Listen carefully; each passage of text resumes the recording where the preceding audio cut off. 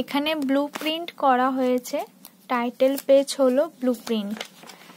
তারপর হলো কৃতজ্ঞতা স্বীকার।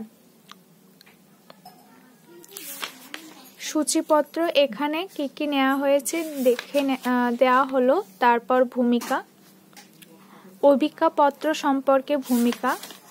তারপর পারদর্শিতা অভিজ্ঞার উদ্দেশ্য, এখানে 5টা উদ্দেশ্য না 7টা উদ্দেশ্যর কথা এখানে বলা হয়েছে। পারদর্শিতা অভিজ্ঞার বৈশিষ্ট্য, এখানে পারদর্শিতা অভিজ্ঞার বৈশিষ্ট্যতেও 7টা বৈশিষ্ট্যের কথা বলা হয়েছে।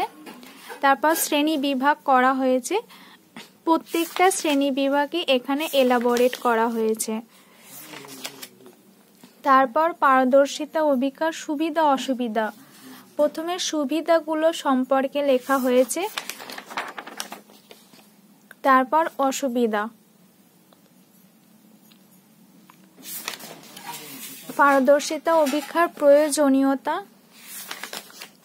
এবার পারদর্শিতা অভিজ্ঞার বিষয় নির্বাচন, ষষ্ঠ বাংলা, ষষ্ঠ শ্রেণী থেকে নেওয়া হয়েছে। বিষয় হলো বাংলা, একক হলো শহীদ যতীন্দ্রনাথ দাস, আর উপ একক এখানে 2টো উপ এককে করা হয়েছে। এই চ্যাপ্টারটা থেকে একটা নেওয়া হয়েছে যতীনের পরিচয় আর একটা যতীনের কার্যকলাপ।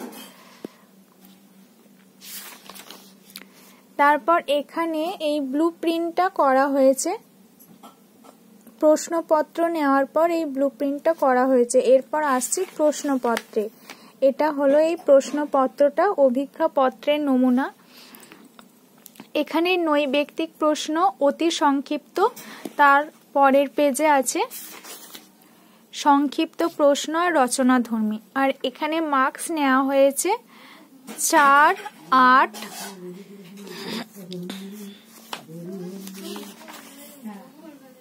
আর 4, 4। আর এখানে প্রত্যেকটা তথ্য সংক্রান্ত জ্ঞান, কোনটা ধারণা, কোনটা পদ্ধতি, সেই সম্পর্কে দেওয়া হয়েছে। মোট এখানে টোটাল নাম্বার নেওয়া হয়েছে 20 আর সময় হলো 40 মিনিট।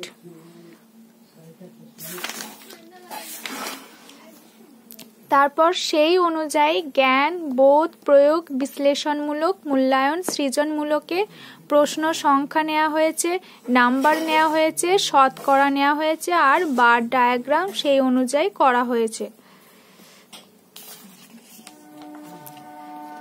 তারপর পাই চার্ট করা হয়েছে, আবার একটা উপ একক অনুযায়ী নাম্বার বিভাজনের পাই চার্ট। উপসংহার, এখানেই প্র্যাকটিকাম কমপ্লিট।